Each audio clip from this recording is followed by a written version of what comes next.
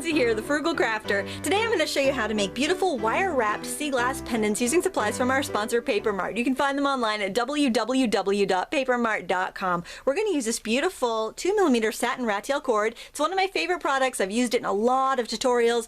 It's really worth grabbing a spool in your favorite colors. They're $8 for 200 yards, and you're not going to find that price anywhere else. In fact, the closest I've ever come was double that. So just to let you know, that is a super duper bargain.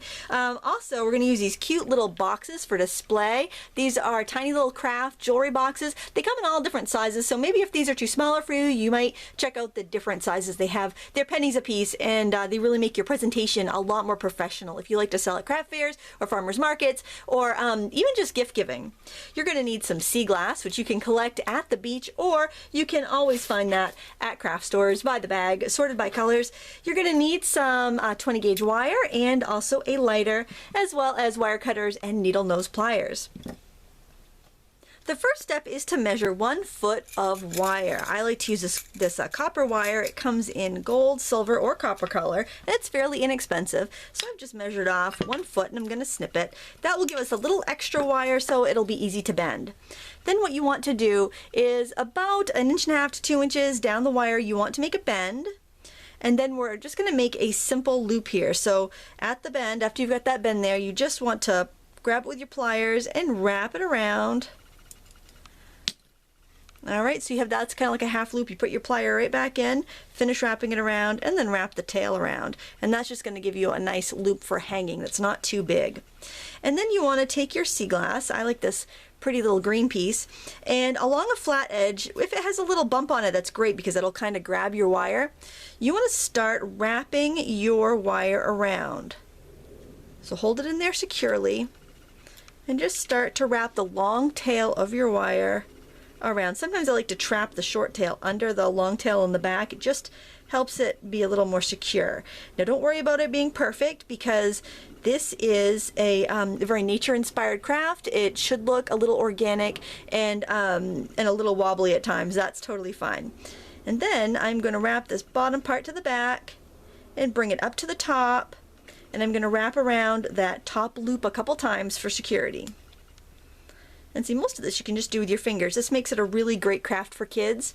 You don't have to manipulate the pliers too much. Now if I want to have a little decorative element, I can spiral this end just with my pliers, and then I can just tuck it right down, press it down flush against the against the pendant. And I can do the same thing with the bottom if I want to. I can bend it up and I can make a little loop and flatten it down, spiral it and flatten it down.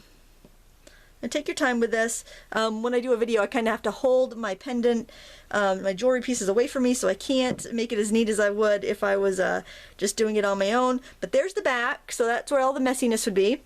Flip it over to the front, and there's our nice, neat, finished pendant. Now, to make a hanging cord for it, I like to use the satin cord because it's comfortable to wear, it's inexpensive, and it just looks nice. Now, first, I want to show you if you just want to have the pendant on its own, it goes in these tiny little boxes perfectly from Paper Mart. But if you're going to add the cord with it, you'll want a larger box.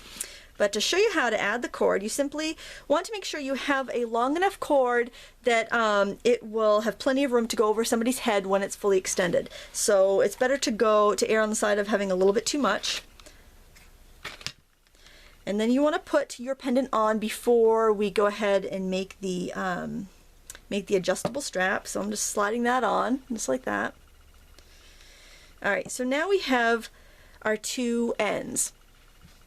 So what I want to do is overlap the ends like that. So you can see both ends there. Let's move that out of the way. Okay, so we see both ends. So with one end, I want to tie this end around the opposite side and just make a knot. Alright? But I want to go through the knot a couple times before I pull it tight, and that's going to give me an adjustable kind of pull for it. So when I tighten it up, I'll be able to slide that back and forth. I'm going to do the same thing with the other end. Just going to turn it around so I'm facing it the other direction here. I'm going to go like I'm tying a knot around it. but I'm going to pull the end through a couple times before I pull it tight. Okay, that's called a surgeon's knot, by the way.